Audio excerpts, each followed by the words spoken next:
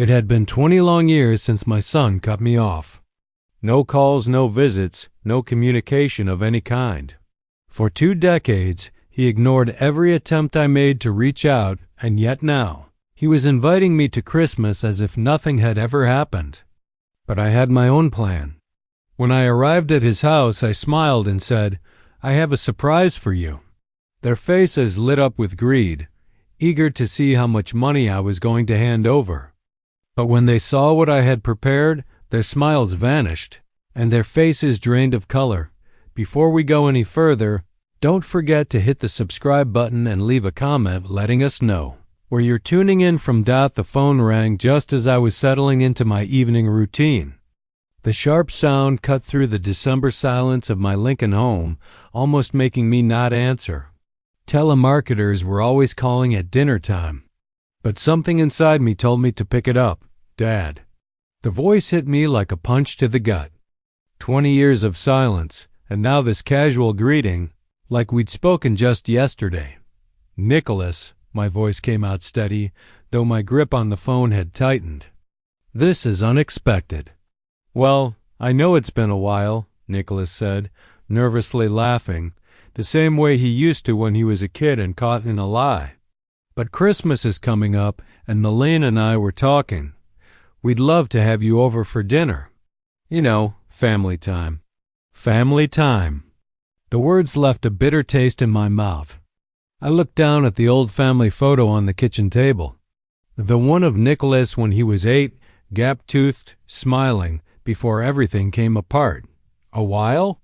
I couldn't hide the edge in my voice. "Nicholas, you haven't returned my calls in 2 decades. Do you remember the birthday cards I sent? The graduation invitations? All returned unopened." "Dad, come on," he said, sounding defensive now. "I've been busy. You know how it is building a career, starting a family. There's never enough time. Never enough time." I stood up and started pacing the small kitchen. Outside Christmas. Lights twinkled mockingly in my neighbor's windows. But suddenly, now there's time. Right after the news about my lottery win hit the papers. I couldn't hold back the sarcasm. Right after the news about my $15 million lottery win. Quite a coincidence, this sudden invitation. There was a long pause on the other end of the line. "I don't know what you're talking about. Don't you?" I kept my voice calm, almost too calm. $15 million. Front page of the Lincoln Journal-Star last month. Quite the coincidence, don't you think? This sudden invitation? "Dad, that's not. I mean, I'm happy for you, but that's not why I'm calling. We just thought it would be nice to reconnect. You're getting older, and I'm getting older too." I almost laughed. I've been getting older for 20 years. "Nicholas, where were you when I had my heart surgery? When I spent Christmas alone, year after year, in this empty house?" My voice was raw, though I tried to keep it steady. "I know things haven't been perfect between us, but that's in the past. We're family." "That has to count for something," Nicholas said, his tone turning more defensive. "Family?" The word hung there like a curse. I thought of all the times I sat by the phone, hoping it would ring, all the unanswered messages, the return letters. "Family counts for something," I said finally. "I'll be there." "Really? That's, great, Dad. Christmas Eve around 6? I'll text you the address. You do that." I paused, letting the silence stretch for a moment. "And, Nicholas, I have a surprise for you." "A surprise?" His voice brightened, and I could practically hear the dollar signs in his tone. "What kind of surprise?" "You'll see," I said, then hung up before he could respond. I set the phone down carefully, my hand slightly trembling. The kitchen felt different now, charged with anticipation. Outside, snow had begun to fall, blanketing the quiet streets of Lincoln. I stood there for a moment, staring at nothing. My mind drifting back to the last time I had seen my son's face. It had been so long ago, but some wounds never fully heal. They simply wait, buried under years of resignation and quiet dignity, until the right moment comes to reveal themselves. The snow reminded me of that December 20th years ago, when everything I had built came crashing down. I had been sitting in this same kitchen then, though the house felt different back then, warmer, filled with the promise of family. Melaine had been packing, her suitcases spread out across the bedroom floor like open wounds. "You're pathetic, Stanley," her voice echoed in my memory, sharp and cruel. 45 years old, and what do you have to show for it? A dead-end job at Morrison & Associates, a mortgage we can barely afford, and dreams that'll never come true. I remembered standing in the doorway, watching her pack, folding her clothes with mechanical precision. I thought we were happy. Happiness? She had laughed bitterly. When was the last time you surprised me with anything? When did you last take me somewhere nice? Robert treats me like a queen. Robert, her new boyfriend, the one with the BMW and the corner office, had been calling our house for months before I finally understood what was happening. What about Nicholas? I had asked, grasping at straws. He needs stability. He needs his father. He needs a winner for a father. She slammed the suitcase shut. All you've ever been is a disappointment. The divorce had been swift and brutal. Melaine's lawyer had been expensive, mine overworked and underpaid. She walked away with the house, the car, and our son's loyalty. I moved into a small rental in Lincoln, starting over at 45 with nothing but my accounting job and the bitter taste of betrayal. Nicholas had been 18 then, old enough to choose sides, and he chose hers without hesitation. "Mom's right," he had said during one of our last conversations, his voice cold. "You're just making excuses. Maybe if you tried harder, been more successful, none of this would have happened." I had tried to explain, to make him understand. But he had already decided. The stepfather had money, influence, connections. What did I have? A small apartment and a broken heart. 20 years of silence followed. 20 years of birthday cards, returned unopened, of phone calls that went straight to voicemail, of Christmas mornings spent alone. I had learned to live with the emptiness, to find meaning in small things. My work, my books, the occasional kindness of neighbors. But I had never stopped hoping, never stopped believing that someday my son would remember the man who taught him to ride a bike, who stayed up all night when he had pneumonia, who loved him unconditionally, even when love wasn't enough. Then, the lottery changed everything. $15 million, tax-free, from a ticket I bought on a whim at Casey's General Store. The story made the local news, then the state papers. Within a week, my phone started ringing again. Old friends, distant relatives, and then, finally, the call I had both been waiting for and dreading. I walked to my desk and pulled out the folder I'd been putting together for months. Bank statements, investment records, legal documents. Everything I needed for Christmas Eve. Everything I needed to show my son exactly what kind of man his father had become. The snow continued to fall outside, covering Lincoln in pristine white. Soon, very soon, I would have my chance to give Nicholas and Melaine the surprise they'd been waiting for. But I had a feeling it wouldn't be what they expected. I smiled to myself, closing the folder. 20 years was a long time to wait for justice, but some things were worth waiting for. The isolation had been my teacher, though I hadn't realized it at the time. After the divorce, when the loneliness settled into my bones like the winter cold, I needed something to fill the endless hours. That's when I discovered my gift for numbers that could build empires from dust. It all started with a foreclosure notice I saw in the Lincoln Journal-Star in 2008, a small duplex on the south side. Nothing special, but the price caught my eye. While everyone else was running scared from the housing market, I saw an opportunity. I drove past the property, noting the solid bones beneath the peeling paint and overgrown yard. That night, I pored over mortgage rates, property values, and market predictions, devouring them like a man starving for knowledge. The bank had been skeptical. Real estate was a dangerous game, but I had taken the leap. Every penny I saved from the divorce, plus a loan against my modest retirement fund, had gone into that duplex.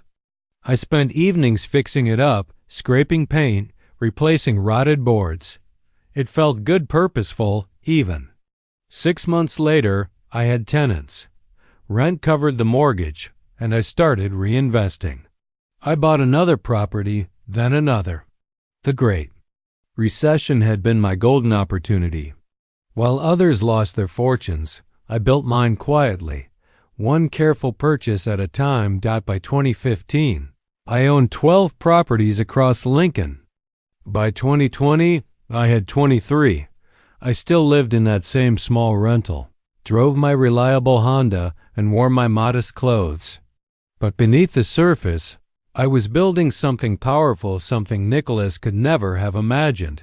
When the lottery win came, it added to that foundation. $15 million to what I had already earned through sweat and strategy. My worth far exceeded what Nicholas could imagine, but would he ever understand? Promised revolutionary software, delivered nothing but excuses and expensive lunches. What happened to the investors? They're not happy.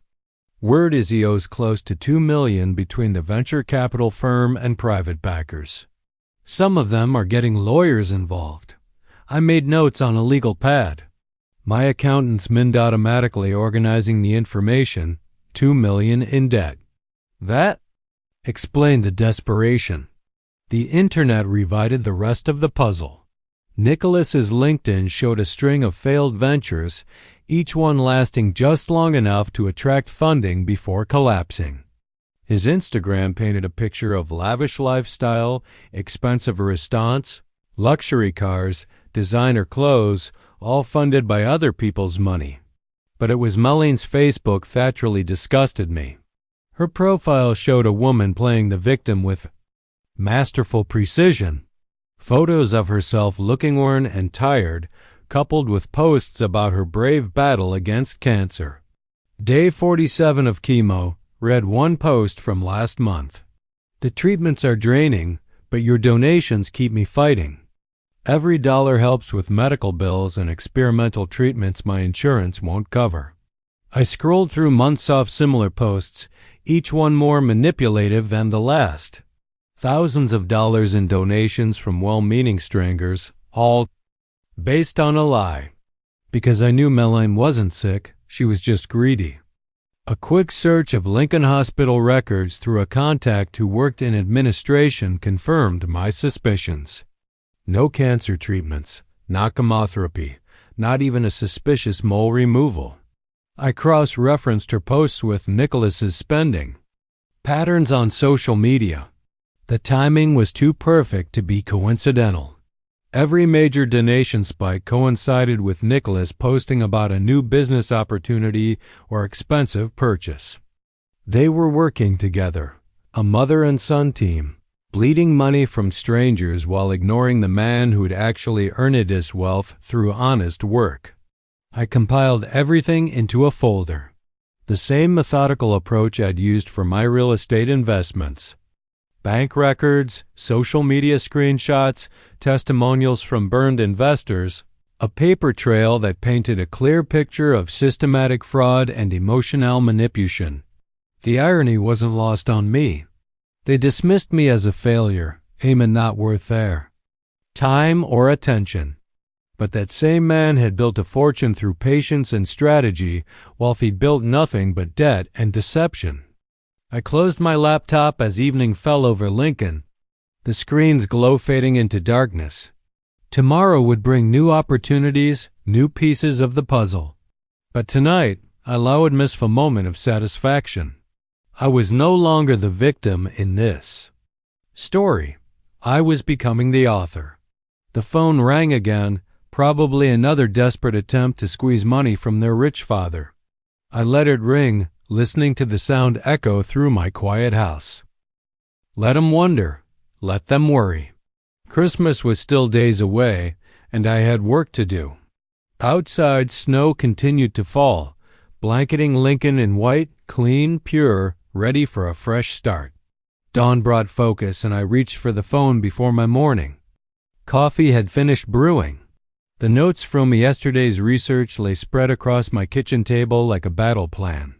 Time to see just how far my son's greed will take him. Nicholas answered on the second ring. Dad, this is unexpected. Twice in 2 days.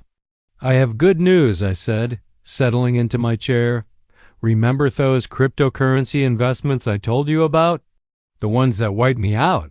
Yeah, his voice carried a note of weariness, as if he suspected where this was heading. Well, I managed to recover most of it. Day trading, you know, bought the dip and rode it back up. Turned out better than I expected. The silence stretched for exactly 3 seconds. I counted. That's fantastic, Dad. I'm so relieved. I was worried about you. The lie came so easily. To him, not a hint of shame or embarrassment, though quickly he dismissed me when he thought I was broke. So I was thinking, I continued, maybe Christmas is back on, if the invitation still stands. Of course it does. Meline Wilb thrilled. She's been looking forward to seeing you. Another lie. I could hear the calculations clicking behind his words like an old cash register. Actually, Dad, speaking of Christmas, his voice shifted, becoming more intimate, more son-like. I know this is awkward to bring up, but since you mentioned your financial recovery, I was wondering if you might consider helping me with something. I smiled grimly. Oh, it's this business opportunity. Time sensitive, you know, the kind of deal that could set me up for life. Booty need to move quickly. 300,000 would cover my entry stake. 300,000, not a loan request. A demand wrapped in opportunity. Speak. That's a significant amount, Nicholas. I know. But Dad, this isn't just about me. It's about securing the family's future, your grandchildren's future. And honestly, after everything that's happened between us, I thought this might be a way to, start fresh. The manipulation was breathtaking in its audacity. Family, grandchildren, fresh starts, all the buttons he thought would work on the man I used to be. Tell me more about this opportunity, I said, injecting just enough interest to keep him talking. It's in the tech sector, AI development. Actually, revolutionary stuff. The initial investors are projecting returns of 500% within 18 months. The same pitch probably used on his previous victims. I wondered if he'd even bothered to change the numbers. 500%. That sounds almost too good to be true. I know it sounds crazy, but Dad, that's show these breakthrough technologies work. Remember when Bitcoin was nothing? The people who got in early Matty Fortunes? I let the silence hang between us as if I were genuinely considering it. In truth, I was marveling at how completely he'd revealed himself. No mention of paying me back. No acknowledgement of the 20 years obsolescence. Just his hand out, palm up. Waiting. I'll need to think about it, I said finally. Of course. But Dad, time really is a factor here. The window closes after Christmas, so if you're going to do this, we'd need to move fast. The urgency was manufactured, of course. Create pressure, eliminate time for second thoughts. Classic con artist tactics. I understand. Let me sleep on it. That's all I can ask. And Dad, thanks for even considering it. It means everything to me. I hung up and sat back in my chair, watching the morning sunlight glint off my notepad. He'd taken the bait completely. No suspicion, no questions about how I'd recovered my losses so quickly. Just pure, undiluted greed. I picked up my pen and wrote. A single word. confirmed. 20 years of silence, and now he wanted $300,000 based on a 5-minute phone call. The audacity was almost admirable in its brazenness. Almost. I glanced at my watch. The business day was just beginning, and I had other calls to make, other pieces to put in place. Nicholas thought he was playing me, but he had no idea the game had already begun. With that bait set, I turned tough contacts I had compiled during yesterday's research. The investors Nicholas had burned deserved to know where their money had gone and where the man who'd taken it was hiding. I started with the venture capital firm first. The receptionist transferred me to a Mr. Davidson who sounded tired even at 9 in the morning. "You're recalling about Nicholas Brooks?" His voice sharpened. "What's your connection to him?" "I'm someone who believes in accountability," I said carefully. "I understand he owes your firm a considerable amount of money. Considerable is an understatement. We're talking about deliberate fraud, but he's vanished. No forwarding address, no contact information. Our lawyers are frustrated. What if I told you I knew exactly where he was?" Davidson's chair squeaked as he leaned forward. "I'm listening. Lincoln, Nebraska. He's been hiding there for months, living at his mother's house while planning his next scheme." It provided the address, phone number, and social media evidence I gathered. Davidson's excitement was palpable. "How do you know all this?" "Let's just say I have a personal interest in seeing justice done." After Davidson, I contacted the 3 private investors Nicholas had named on his failed company's registration documents. Their reactions were remarkably similar. Initial skepticism followed by barely contained rage when I provided proof of his whereabouts. "That little weasel," growled Helen Martinez, who'd lost $50,000 in his solar panel startup. "I knew he was hiding somewhere. My lawyer said we'd need a private investigator to track him down." "Consider the investigation complete," I said.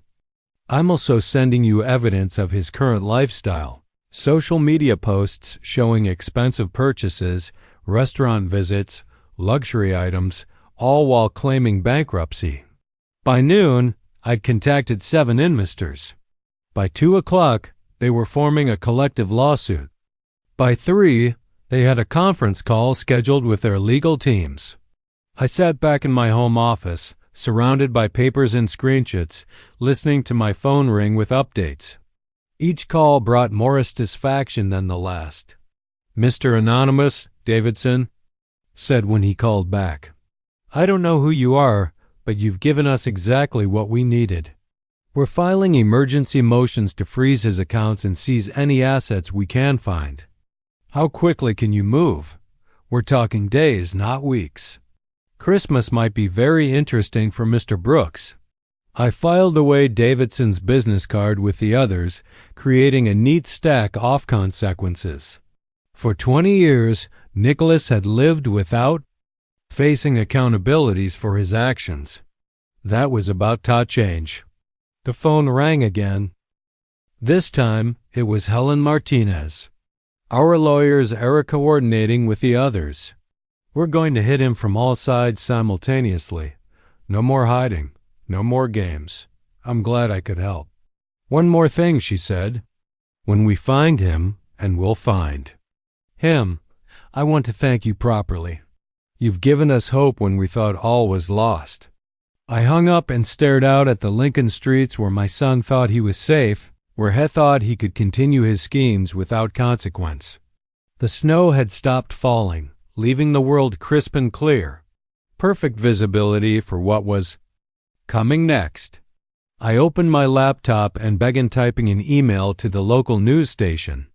If Nicholas wanted to play games with other people's money, perhaps it was time Lincoln knew what kind of neighbor they had. With alliances forming, I drove out the following left turn to gather the final piece of evidence I needed. St. Elizabeth's Hospital sat on the east side of Lincoln, its brick facade dusted with snow, and I parked in the visitor lot with a sense of purpose I hadn't felt in years. The automatic doors whooshed open. releasing that familiar antiseptic smell that always reminded me of my own heart surgery years ago, the one Nicholas hadn't bothered to visit me for. I walked through the lobby, my footsteps echoing on polished floors, past families clutching flowers and worry. I found Janet Morrison in the medical records office, a woman I'd known since my accounting days when I'd handled the books for her late husband's dental practice. She looked up from her computer with surprise. "Stanley Brooks, what brings you here on a day like this?" "Hello, Janet. I need a favor, and I know this is delicate territory." Her expression shifted to weariness. "What kind of favor?" I pulled out a business card from Davidson's firm. "I'm helping with a fraud investigation. There's a woman claiming cancer treatment she never received, collecting donations under false pretenses. Lives are being affected." Janet studied the card, then looked back at me. "Stanley, you know, I can't just Malene Brooks my ex-wife." The words tasted bitter. "She's been running a scam on social media, claiming chemotherapy treatments that never happened. Good people are sending money they can't afford because they believe she's dying." Something shifted in Janet's eyes. She'd always been a woman who valued honesty above bureaucracy. "This stays between us," she said quietly. 20 minutes later, I sat in my chair viewing the printouts. Clean medical history going back 5 years. Routine checkups, dental cleanings. A menorrhaginous infection last spring, not one oncology appointment, no chemotherapy, no cancer diagnosis of any kind. The fluorescent hospital lights cast stark shadows across the papers as I read every detail. Each page confirmed what he'd already known. Maline's entire cancer story was fabricated. Every donation, every sympathy message, every prayer sent her way was based on an elaborate lie. I tucked the records into me coat pocket, feeling their weight against my chest like armor. The drive home through Lincoln's quiet streets gave me time to process what I'd uncovered. Snow fell steadily, coating the world in white, making everything look clean and new. For a moment, sitting at a red light, I wondered if I was crossing ethical lines. These were private medical records obtained through personal connections rather than proper channels. But then I thought of the family sending $20 bills they couldn't spare, believing they were helping aging woman fight for her life. The light turned green and I drove on. Sometimes justice required getting your hands dirty. Back home I placed the records in my folder next to the investor information and lawsuit confirmations. 3 separate angles of attack, all carefully orchestrated, all perfectly timed. Nicholas and Maline had spent 20 years believing they were smarter than everyone around them. Tomorrow would test that theory. I glanced out my kitchen window, where Christmas lights twinkled in neighbors' windows, and allowed myself a smile. The holiday season was about to become very interesting for the Brooks family. The phone rang one more time that evening. It. Go to voicemail, already knowing it would be Nicholas or Maline with another urgent request or manufacturer address. But their time for making demands was running out. After tomorrow, they'd be too busy dealing with consequences to bother there. Poor, forgotten father. I poured myself a cup of coffee and settled in to review my plans one final time. Christmas morning was only hours away. Christmas dawned crisp and clear, and I gathered myself for what would be the most satisfying holiday in 20 years. I dressed carefully, not too formal, not too casual, and drove across town to the address Nicholas had texted me weeks ago. The house sat in a newer development, all vinyl siding and identical landscaping with Christmas lights strung unevenly across the porch. I could see shapes moving behind the windows, probably Maline fussing over last-minute preparations, while Nicholas counted imaginary profits from his fictional investment opportunity. I rang the doorbell, arranging my face into what I hoped looked like grandfatherly enthusiasm. "Dad, Nicholas opened the door with arms spread wide, as if we'd been having weekly dinners for years instead of radio silence. "You made it. Come in. Come in." Malene appeared behind him, thinner than I remembered, but with that same calculating look in her eyes. "Stanley, oh, it's so wonderful to see you. You look prosperous." I stepped into their warm living room, noting the expensive furniture that didn't quite match, the oversized television, the designer bags carelessly draped over chairs. All purchased with other people's money, no doubt. "Thank you for having me," I said, hanging my coat on their rack. "I brought something special for later. A surprise for both of you." Their eyes lit up immediately. "A surprise?" Malene clasped her hands together. How thoughtful. We sat down to dinner. At a table that could have fed 12, loaded with dishes that looked impressive, but tasted like they'd come from the grocery store deli. Nicholas carved the turkey with theatrical flourish, while Malene filled wine glasses and peppered me with questions about my recovery from the cryptocurrency losses. "So fortunate that you managed to bounce back," she said, not quite meeting my eyes. "These market fluctuations can be so unpredictable." "Indeed, they can," I agreed, cutting my turkey into precise pieces. "But I've learned to be more careful about who to trust with financial advice." Nicholas launched into a detailed explanation of his AI investment opportunity, complete with projected returns and timeline urgency. I nodded along, asking questions that made me sound interested while watching their faces grow more animated with each perceived sign of my willingness to invest. The knock came just as Malene was serving dessert, sharp, authoritative, the kind of knock that meant business. Nicholas frowned, setting down his fork. I wasn't expecting anyone. He walked to the front door, Malene and I trailing behind. Through the window, I could see a man in a dark coat holding an envelope. "Nicholas Brooks?" the man asked when the door opened. "Yes, you've been served." He handed over the envelope and turned to leave. Nicholas stared at the papers, his face draining of color as he read. This can't be right. What is it, honey?" Malene peered over his shoulder. "It's a lawsuit." "Multiple lawsuits. The investors, they found me."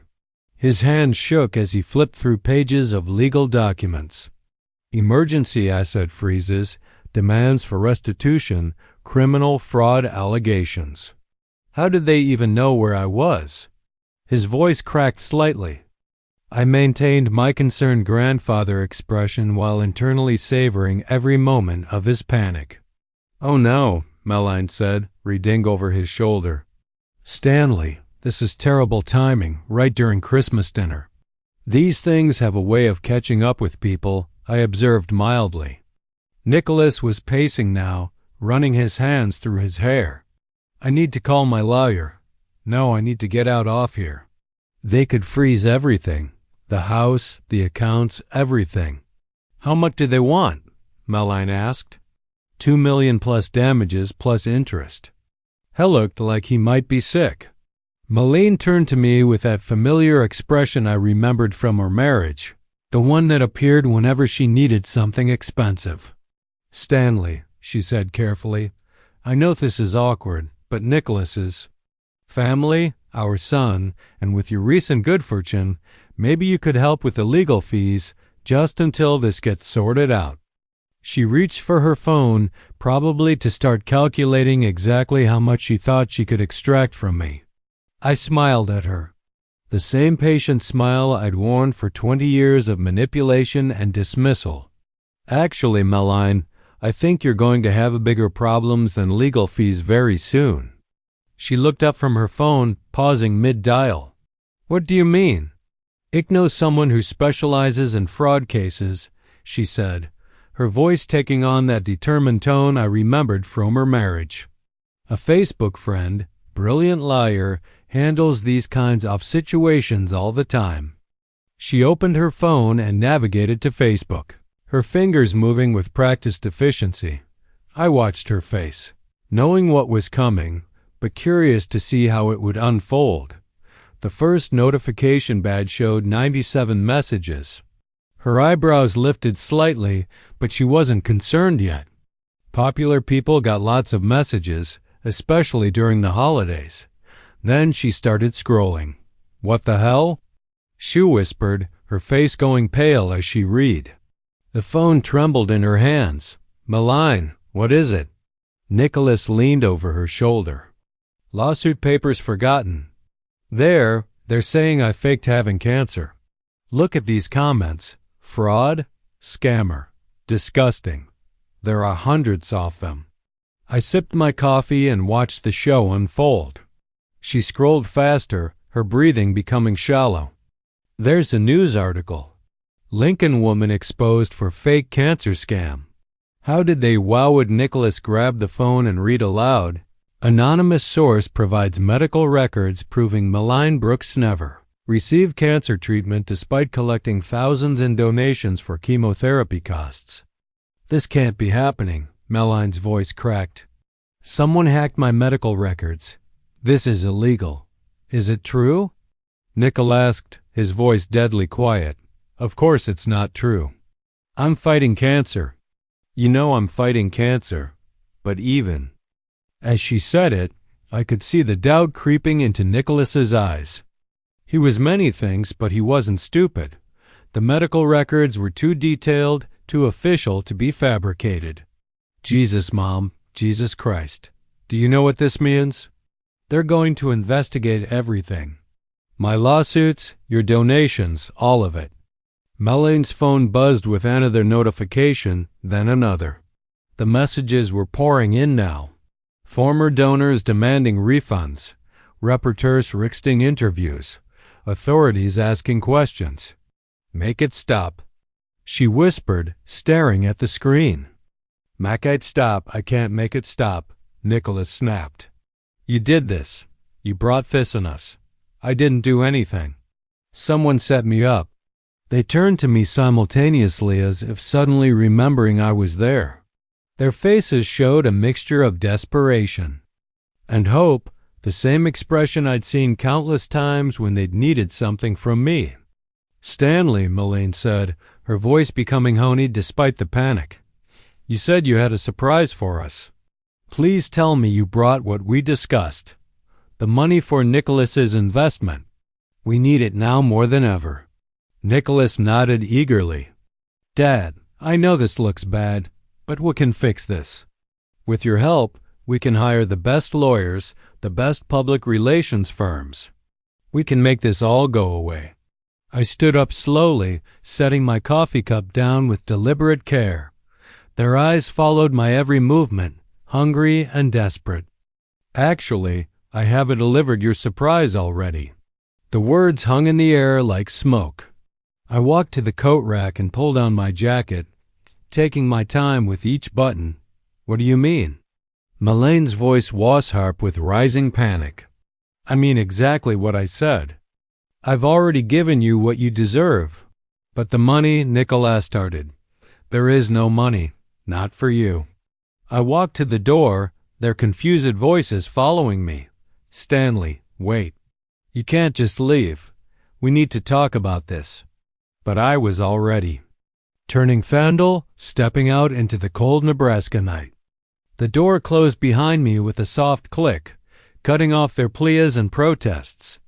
I walked to my car without looking back, though I could see the warm glow of their living room window in my peripheral vision. Inside, they were probably still trying to process what had just happened, still believing they could manipulate their way out of consequences. The engine started smoothly, and I pulled away from the curb. In my rearview mirror, I saw a figure appear at the window. Nicholas probably watching me disappear into the darkness. 20 years of silence, 20 years of dismissal, 20 years of treating me like I didn't exist. Now, they knew exactly how that felt. Days blurred into weeks, and reports trickled in through Lincoln's tight-knit network of gossip and genuine concern.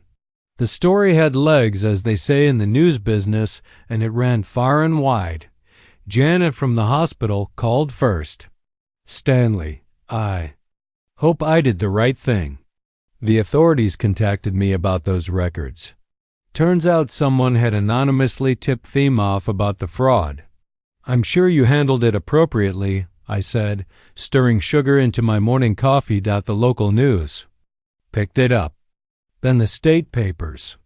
Something about it just caught people's attention. Maybe the audacity of faking cancer for money. Other updates came through chance encounters at the grocery store, casual conversations with neighbors, fragments of information that painted a picture of systematic collapse. Nicholas's court battles had been swift and brutal. The investors, armed with evidence and fueled by righteous anger, had presented an airtight case. The judge had shown no mercy for someone who'd stolen retirement funds and college savings to finance a lifestyle of lies. Lost everything, reported Tom Harrison, whose law firm had handled some of the paperwork. House, car, bank accounts, had to move back in with his mother, if you can believe that. But Melina's situation was arguably worse. The cancer fraud had struck a nerve with the public in ways Nicholas's investor Sheamus never could. People could understand bad business deals, but faking terminal illness crossed a line that couldn't be crossed. Her Facebook page had become a wasteland of angry comments and demands for refunds. The local news had drawn a follow-up story about how her fake treatments had coincided with promoted miracle cures and unproven supplements, suggesting she'd been profiting from desperate people's hope in multiple ways. Fraud charges are likely, mentioned Carol from the library where I'd started volunteering on Tuesday mornings. The district attorney's office is taking it seriously. But the most satisfying update came from an unexpected source. The mail carrier, a young woman named Sarah, who'd been following the story, stopped by my house with a package and couldn't help sharing what she'd seen. I delivered a bunch of registered letters to that address yesterday, she said, referring to Nicholas's house. Legal documents by the look of them. The woman who answered the door, his mother, I think she looked like she'd aged 10 years. I thanked her and went inside, feeling something I hadn't experienced in decades. Teeps. The spring that followed was a revelation. I discovered that freedom from resentment was like recovering from a long illness. Suddenly, the world had color. Again. I took my first real vacation in years, driving through the Rocky Mountains, staying in small towns where nobody knew my story. In Colorado, I met a retired teacher named Margaret, who told me about her volunteer work with literacy programs. By the time I returned to Lincoln, I'd signed up to help adults learn to read. It felt good to build something instead of just staring down. The community center where I volunteered was full of people who'd faced real challenges. Job loss, family problems, health issues, and had chosen to move forward instead of backward. Their resilience put my own struggles in perspective. "You seem different," observed Father Martinez from St. Mary's, where I'd started at Ndingagen. Lighter somehow. He was right. The weight I'd carried for 20 years had lifted, leaving room for things I'd forgotten I enjoyed. Books, long walks, conversations with people who valued honesty over profit. I still lived in the same modest house, still drove some reliable Honda, but now these things felt like choices rather than limitations. I had enough money to live anywhere, do anything. But I discovered that satisfaction came from different sources than I'd expected. One evening in May, as I was planning a trip to visit the Grand Canyon, my phone rang. The caller ID showed Nicholas's number, but I let it go to voicemail. Later, I listened to his message, a rambling apology mixed with subtle requests for financial help. I deleted it without a second thought. The next morning, I packed my suitcase and loaded my car with maps and travel guides. The Grand Canyon could wait, though. First, I was going to drive through Kansas, where I'd heard about a small town that needed help rebuilding after a tornado. It felt good to have somewhere to go, someone to help. It felt good to be needed for the right reasons. As I pulled out of my driveway, I glanced once at the house where I'd spent so many years waiting for a phone call that never came. Now I understood that I'd been waiting for the wrong thing entirely. The road ahead was empty and full of possibilities. I pressed the accelerator and drove toward whatever came next, leaving the past where it belonged in the rearview mirror, growing smaller with each mile. If you like this story, please like this video, subscribe to the channel, and share your impressions of this story in the comments. To listen to the next story, click on the box on the left. Thank you for watching.